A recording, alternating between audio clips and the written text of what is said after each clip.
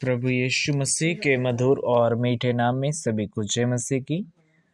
हम परमेश्वर को धन्यवाद देते हैं। आज तीसरा दिन है हमारी बाइबल स्टडी का और आज का जो टॉपिक है, क्या परमेश्वर के चुने हुए लोग जिसको व्यवस्था दिया गया था यहूदी लोगों को सुसमाचार का दरकार है।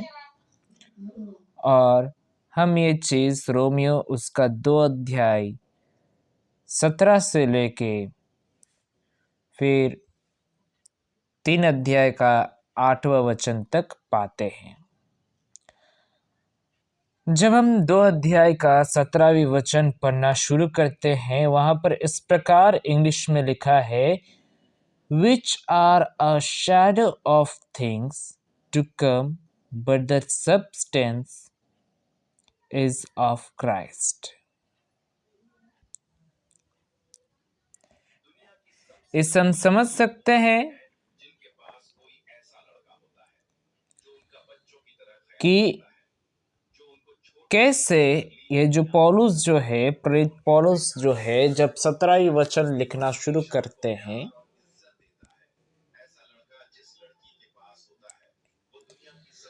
और उस समय वो इस चीज को एड्रेस करते हुए, इस प्रश्न को एड्रेस करते हुए लिखता है कि क्या यहूदी लोग जो परमेश्वर के चुने हुए लोग हैं और जिनको व्यवस्था दिया गया था, वे लोगों को सुसमाचार का दरकार है। ये सवाल था, उन्होंने उसको एड्रेस किया। और ये हम चीज़ देख सकते हैं कि कैसे परमेश्वर ने यहूदियों को एक तोहफे के रूप में कुछ उनको प्रदान करते हुए दिए थे। पहला चीज़ कि ये लोग परमेश्वर के चुने हुए पृथ्वी के लोग हैं, जिसके नाम इनको यहूदी रखा गया था। फिर हम ये भी देख पाते हैं कि परमेश्वर ने इन व्यवस्थाओं के ऊपर रेस्ट किया और परमेश्वर ने इज़राइल से एक वाचा बांधने के लिए उन्होंने इन व्यवस्थाओं को दिया था। और वे लोग परमेश्वर के इच्छा को जानने के लिए एक जो इस वचन में जब हम 18वीं वचन पढ़ते हैं, लिखा है, let no one defraud you of your reward, taking delight in false humility and worship of angels, intruding into those things which he has not seen, vainly puffed up by his fleshly mind। यहाँ पर हम समझ सकते हैं कि कैसे हम पर प्रेरित पौलुस ने पवित्र शास्त्र के द्वारा परमेश्वर की इच्छा को जाना और उन्होंने सभी कुछ जो अच्छा है, भला हो, उन चीज़ों को कैसे अंगीकार किया और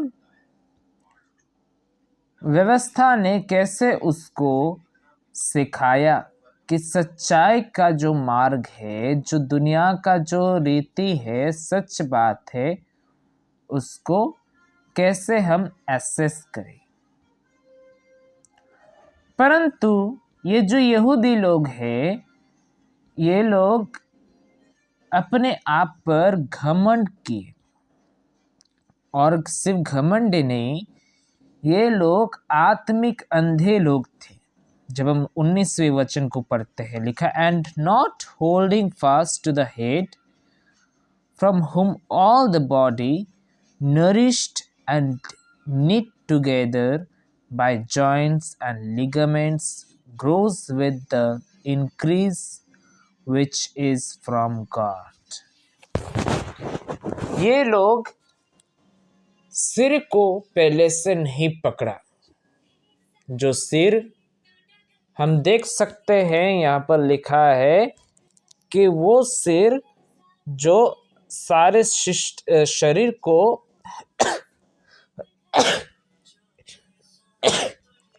पकड़ कर रखता हो, सारे हड्डियों को, सारे शरीर के मांस को पकड़ कर रखते थे। और उन्होंने इस सिर को नहीं पकड़ते थे। वे लोग आत्मिक अंधे थे और वे लोग ये बात समझ चुके थे कि हम एक नासमझ अनपढ़ है, क्योंकि व्यवस्था जो है एक सच्चाई और ज्ञान का एक आउटलाइन है, एक रूपरेखा है। जब हम व्यवस्था को देखते हैं वहाँ पर हम समझ पाते हैं कि कैसे ये जो ज्ञान और सच्चाई है हम कैसे प्राप्त करें हम व्यवस्था को पढ़ने से।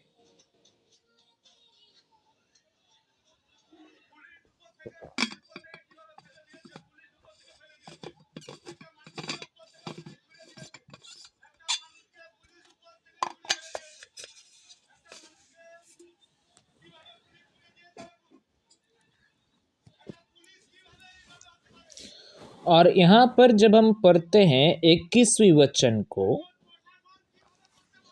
वहाँ पर हम ऐसे देख पाते लिखा है, do not touch, do not taste, do not handle. इसका अर्थ क्या है कि हम रेस, रिलीजियन और नॉलेज को के बिना हम कैसे,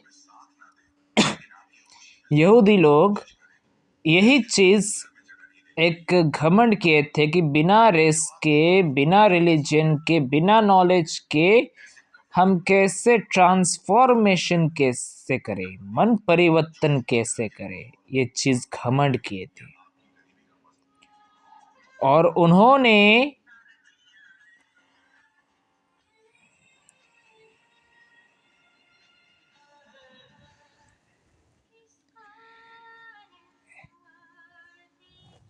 क्या किया था, उन्होंने ये प्रचार किए थे, चोरी के विरुद्ध प्रचार किए थे, परंतु उन्होंने जो प्रचार किए थे वे प्रैक्टिस नहीं करते थे। यही यहूदी लोग का एक महान प्रॉब्लम था। और जब उन्होंने वे विचार किया तब उन्होंने ऐसा कहा कि जो मैं कहता हूँ वो सुनो, ना कि मैं जो कर रहा हूँ वो करो। उन्होंने ऐसा कहा। जब हम 22वें वचन को पढ़ते हैं क्या कहता है कि जो मैं कहता हूँ वो ही करो, लेकिन जो मैं करता हूँ वो मत करो। मतलब मैं व्यभिचार कर सकता हूँ, आप नहीं कर सकते। मैं जब बोल रहा हूँ कि व्यभिचार करो मत करो तो आप मत करना, लेकिन मैं कर सकता हूँ उसको। यही यहूदी लोगों का सबसे बड़ी गलती था। और उसी से हम समझ सकते हैं कि कैसे इन लोगों को सुसमाचार का खास दरकार है। This combination of high talk and low walk caused the Gentiles to blaspheme the name of God. यहूदी लोगों का एक काम क्या था कि वे परमेश्वर की मजाक उड़ाए, और उन्हीं को देख के आज सारा संसार क्या करते हैं कि वे भी परमेश्वर की मजाक उड़ाते हैं। वे ये सोचते हैं कि अगर यहूदी लोग कर सकते तो हम क्यों नहीं। अरे भाई, इनका परमेश्वर है, हमारा कोई नहीं लगता। तो जब व्यवस्था इनको दिया गया था, सारा सुख दुख इनको दिया गया था, तो ये लोग परमेश्वर के खिलाफ होते हैं तो हम क्यों ना हो, क्योंकि परमेश्वर ने हमें तो व्यवस्था दिया ही नहीं है, परमेश्वर ने तो हमें कोई सुख दिया ही नहीं, तो हम क्यों नहीं उसके खिलाफ होंगे। ये बात सोच के इसी कारण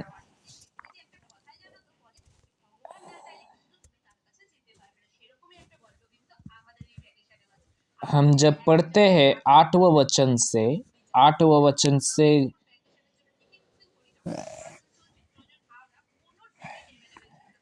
एक ऐसे बात कहता है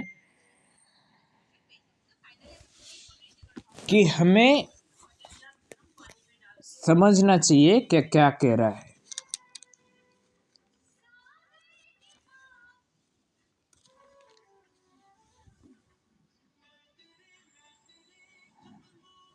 इसलिए 3 अध्याय और उसका 8वां वचन से जब हम पढ़ते हैं तो हम समझते हैं कि कैसे प्रकार का यहूदियों को इनको सुसमाचार का खास खास दरकार है, क्योंकि 3 अध्याय 1 से लेके 8वां वचन तक पौलुस और यहूदियों के बीच में बातचीत होता है, और वो बातचीत, वो कम्युनिकेशन वहां पर रिकॉर्ड होता है।